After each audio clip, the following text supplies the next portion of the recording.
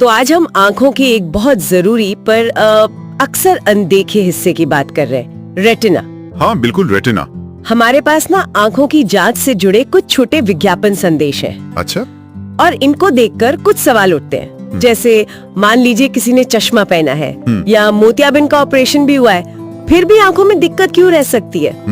ये एक अच्छा सवाल है। और ये भी कि बिना किसी दर्द या लाली के, मतलब कोई लक्षण नहीं, फिर भी आंखों को खतरा कैसे हो सकता है? तो चलिए इसी में थोड़ा और गहरा उतरते हैं, समझते हैं। हाँ जरूर। इन संदेशों में ना एक बात बार बार आ रही है, वो ये कि रेटिना की जो समस्याएं हैं वो अक्सर चुपचाप बढ़ती हैं, बिना किसी चेतावनी के। सही कहा। एक विज्ञापन तो कहता है चश्मा सिर्फ बाहर की नजर ठीक करता है, रेटिना की समस्या छिप कर बढ़ती है।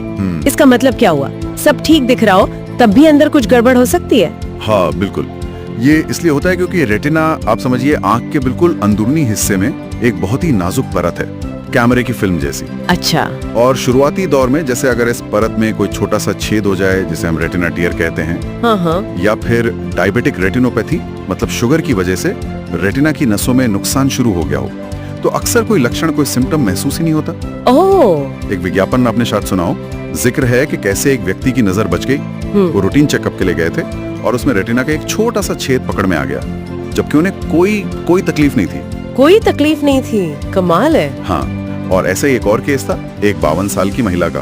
उनके स्कैन में टियर निकला और उन्हें कोई अंदाजा ही नहीं था। ये तो वाकई मतलब चौंकाने वाली बात है।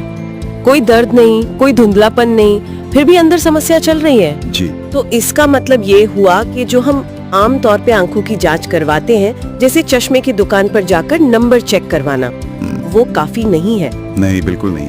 एक विज्ञापन इसी तरफ इशारा कर रहा था, चश्मे का नंबर चेक करवाना आई टेस्ट नहीं होता। बिल्कुल सही पॉइंट है ये। देखिए, नजर की जांच, जिसे रिफ्रैक्शन कहते हैं, मतलब चश्मे का नंबर पता करना, हाँ। और रेटिना की एक डिटेल्ड जांच, ये दो अलग अलग चीजें हैं। अच्छा। ऑप्टिशियन या चश्मे की दुकान पर उनका मुख्य फोकस होता है कि आपको साफ दिख रहा है या नहीं, नंबर क्या है। वो अक्सर रेटिना की सेहत की गहराई से जांच नहीं करते। अच्छा। उसके लिए खास तरीके होते हैं, जैसे रेटिना स्कैन। Retina scan? हाँ, वो एक तरह से आंख के अंदर की डिटेल्ड तस्वीर लेता है, जैसे एक खास कैमरा हो। वो उन बदलावों को दिखाता है जो सामान्य रोशनी में, सामान्य जांच में नजर नहीं आते। ये आंख के अंदर का सच सामने लाता है, कह सकते हैं। समझ गई। तो ये स्कैन फिर उन लोगों के लिए शायद ज्यादा जरूरी होगा जिन्हें कोई और स्वास्थ्य समस्या हो। बिल्कुल। एक विज्ञापन में ये सवाल भी था, ब्लड प्रेशर और शुगर का चेकअप करवाते हो ना, पर आंखों का नहीं।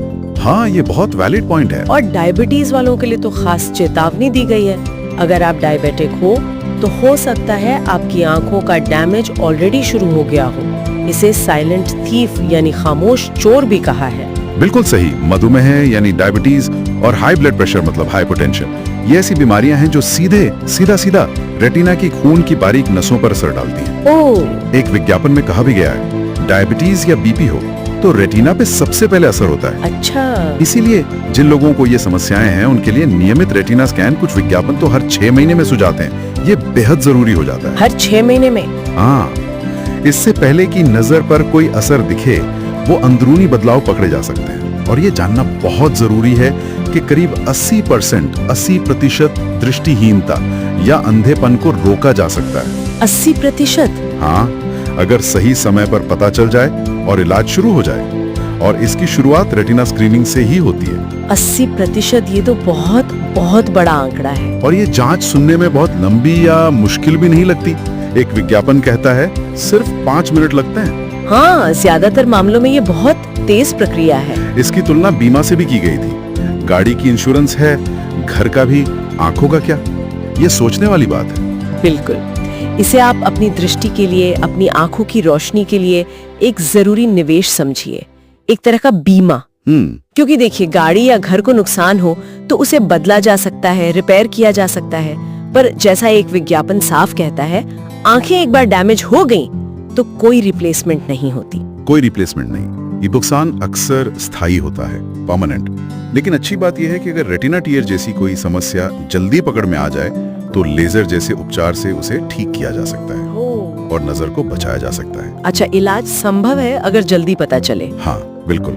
इसीलिए वो कहावत है ना, prevention is better than regret. बचाव जो है वो पछतावे से बेहतर है। सही बात है। और यहाँ रिग्रेट या पछतावा सिर्फ धुंधली नजर का नहीं है, ये पूरी तरह से अपनी आजादी खोने का हो सकता है।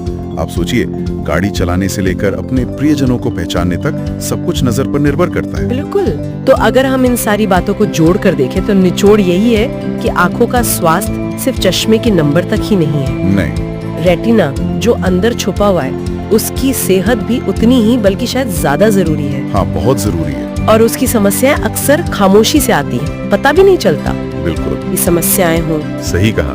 निष्कर्ष यही है कि हम अपनी देखने की क्षमता पर, अपनी दृष्टि पर कितना ज्यादा निर्भर करते हैं, लेकिन कई बार हम इसके अंदरूनी स्वास्थ्य को, इसकी देखभाल को नजरअंदाज कर देते हैं। तो सोचने वाली बात यह है कि बिना किसी लक्षण के भी अपनी आंखों की अंदरूनी सेहत, खासकर अपने रेटिना की स्थिति को बेहतर समझने के लिए आज हम क्या कदम उठा सकते हैं।